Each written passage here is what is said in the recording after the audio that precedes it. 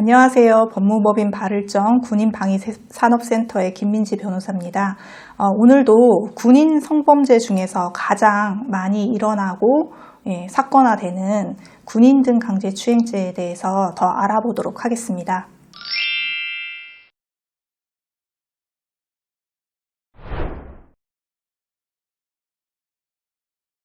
군인 등 강제추행죄의 처벌은 군형법 제92조의 3에서 정하고 있고요. 내용은 폭행이나 협박으로 1조 1항부터 3항까지 규정된 사람에 대하여 추행을 한 사람은 1년 이상의 유기징역에 처한다라고 되어 있습니다.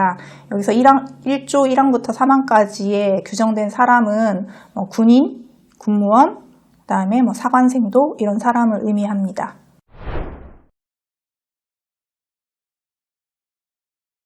군인 등 강제추행은 일단 주체가 군인이어야 합니다. 좀 전에 말씀드렸던 것처럼 군인에는 군인, 사관생도, 군무원 다 포함되고요. 피해자도 군인이어야 합니다. 마찬가지로 군인, 군무원, 사관생도 다 포함됩니다. 그리고 폭행, 협박이 있어야 된다라고 구성요건상에 되어 있는데 이게 판례에서 기습추행의 법리가 도입이 되면서 이 추행 행위 자체가 폭행으로 평가될 수 있을 만한 행위가 있었을 경우에는 특별히 추행 행위 이외에 다른 폭행 협박이 없다고 하더라도 추행이 성립된다라는 게 판례의 태도이기 때문에 요즘은 그 추행 행위 이외에 다른 어떤 폭행 협박이 있지 않아도 다 강제추행으로 처벌이 되고 있습니다. 그리고 추행이라는 것은 일반적으로 이제 상대방의 허락을 받지 않은 신체적 접촉이 있고 그 신체적 접촉으로 인해서 피해자가 어떤 성적 수치심을 느끼고 혐오의 감정을 느낄 만한 행위에 해당하는 것을 추행이라고 하고 있습니다. 지금 제가 좀 전에 그 신체적 접촉이 있는 행위라고 말씀을 드렸는데 판례 중에 이런 판례도 있습니다.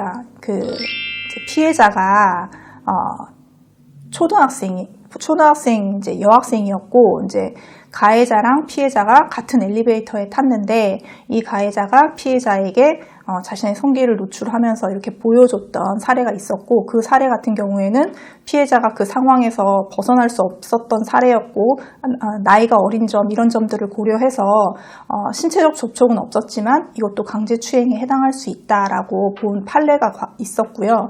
저희가 했던 사례 중에서도 실제적으로 신체적 접촉은 없었지만 이제 남군이 여군에게 자신의 이렇게 성기를 보여준 사건에 있어서 강제추행죄가 성립되었던 사건이 있었습니다. 그리고 판례가 말하는 추행의 판단 기준은 판례는 이렇게 얘기하고 있습니다. 추행이란 일반인을 기준으로 객관적으로 성적 수치심이나 혐오감을 일으키게 하고 선량한 성적 도덕관념에 반하는 행위로서 피해자의 성적 자기결정권을 침해하는 것을 말한다. 이에 해당하는지는 피해자의 성별, 연령, 행위자와 피해자의 관계, 그 행위에 이르게 된 경위, 구체적 행위 모습, 주위의 객관적 상황과 그 시대의 성적 도덕관념 등을 종합적으로 고려하여 신중히 결정해야 한다라고 판시하고 있고 어떤 행위가 있다고 해서 모두 다 그게 추행에 해당하는 것은 아니고 이런 여러 가지 사정을 고려해 봤을 때 이것을 추행으로 평가할 수 있는지 없는지는 어떤 법리적인 판단이 필요한 부분이라고 하겠습니다. 법리적인 판단이 아니라 사실관계를 다투는 경우 예를 들면 남군 상급자가 여군 하급자의 손을 잡고 껴안고 뽀뽀를 했다라는 사실로 신고가 되었습니다.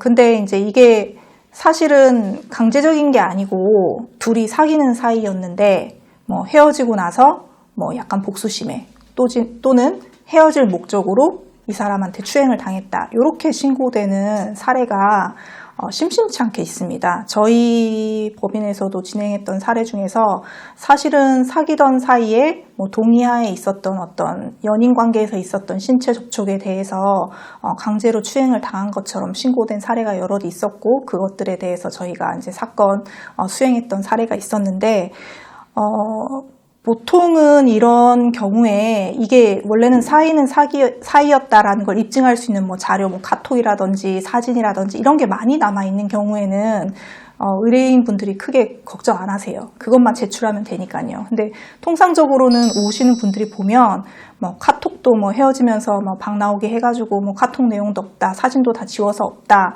뭐 이런 경우들이 되게 많거든요. 그러면은 자기가 사귀는 사이였다라는 걸 입증할 수 있는 자료들이 없다 보니까 좀 어렵게 사건이 진행이 되는 경우들이 많이 있습니다. 이런 경우에는 어떻게 해서든지 그런 자료들을 좀 모아서 제출하는 게 중요하기 때문에 저희가 이제 사건을 맡게 되면 바로 하는 게 집에 쓰고 있는 PC, 그 다음에 휴대폰에 대해서 포렌식을 합니다. 이게 포렌식이 빨리 이루어져야 되는 이유는 이렇게 휴대폰을 자꾸 사용하면 할수록, 집에 있는 PC를 많이 사용하면 사용할수록 삭제된 데이터가 복구될 확률이 적어지거든요. 그래서 저희가 통상적으로는 이렇게 포렌식 빨리 해가지고 뭐라도 관계되는 자료가 있는지를 수집하는 게 가장 좋을 것 같아서 그렇게 진행을 하고 있고요. 두 번째로는 이제 조사 과정에서 이제 피해자가 뭐라고 진술을 했는지 이제 얘기를 들어보고 이 피해자의 진술 내용이 거짓이라는 걸 확인할 수 있는 자료를 수집해서 제출을 합니다.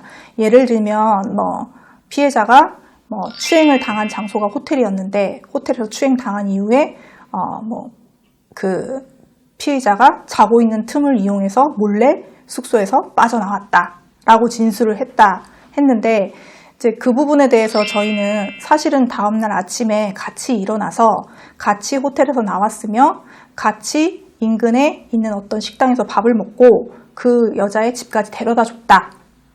이게 사실이란 말이에요. 그러면 저희가 같이 식사를 했던 식사 장소, 그 다음에 뭐 식사 결제 내역, 그 다음에 집에 데려다 주면서 하이패스를 통과한다든지 하면 하이패스, 결제 내역, 이런 걸 찾아가지고 수집해가지고 피해자의 말이 거짓이다 라고 할 수 있는 자료들을 모아서 제출한다든지, 아니면 그 사람이 나를 호텔로 유인하기 위해서 미리 호텔을 예약을 해 두었었다 라고 피해자가 진술을 했다라고 하면 저희는 미리 예약한 게 아니고 그날 만나서 놀다 보니 시간도 늦고 같이 있고 싶어서 그 시간에 이렇게 예약할 수 있는 호텔이 있는지 둘이서 같이 찾아보고 호텔을 예약하게 됐다. 이게 사실이라고 한다면 이제 호텔 예약 시간이 중요하겠죠. 피해자는 미리 예약을 해뒀다고 그랬고 저희는 갑작스럽게 호텔에 묵기로 해서 갑작스럽게 예약하게 됐다. 그러면 이제 호텔 예약 시간이 중요하기 때문에 호텔 예약했던 시간, 호텔 예약 시간을 확인할 수 있는 자료, 이런 걸 확보해서 제출하면서 피해자의 진술이 거짓이다 라는 걸 확인할 수 있는 자료를 제출한다든지, 이렇게 해서 이 둘이 사귀는 관계였고 이게 사귀는 관계에서 이런 일이 있었다라는 피해자가 진술했던 내용들에 대해서 반박할 수 있는, 피해자의 말이 거짓임을 확인할 수 있는 자료를 최대한 모아서 제출을 했습니다. 마지막으로 이런 자료 이외에도 수사기관에서는 이제 어쨌든 호텔 안에서 있었던 일이든 밖에서 있었던 일이든 보통은 둘만 있었을 때 벌어진 사건들이 대부분이거든요. 그런 경우에는 피해자와 피해자의 진술이 엇갈릴 수밖에 없고 다른 제3의 객관적인 증거가 없는 경우가 많기 때문에 저희가 거짓말 탐지 조사도 적극적으로 해달라고 요청하는 경우가 있었습니다. 저희가 했던 사례들도 대부분 거짓 반응 나온 사례는 없었고요. 진실 반응 또는 판단 불가 이렇게 나와가지고 좀 유리하게 거짓말 탐지 조사 결과도 수사 내용에서 유리하게 좀 갈 수 있었던 여지들이 있었습니다. 사건이 모두 동일할 수 없기 때문에 사건에 따라서 어떻게 대응 방향을 설정하고 진행해 나가야 되는지는 다 다를 수밖에 없습니다. 그래서 오늘 일부 저희가 했던 사건들에 대해서 말씀은 드렸지만 비슷한 유형의 사건을 겪고 계신다고 하더라도 대응 방향을 어떻게 이제 설정하고 이끌어 나가야 될지는 변호사와 충분히 상담 후에 진행하시는 게 좋을 것이라고 생각이 듭니다. 네, 오늘도 군인 등 강제추행죄에 대해서 알아봤습니다. 다음에도 더 좋은 정보로 찾아뵙도록 하겠습니다. 감사합니다.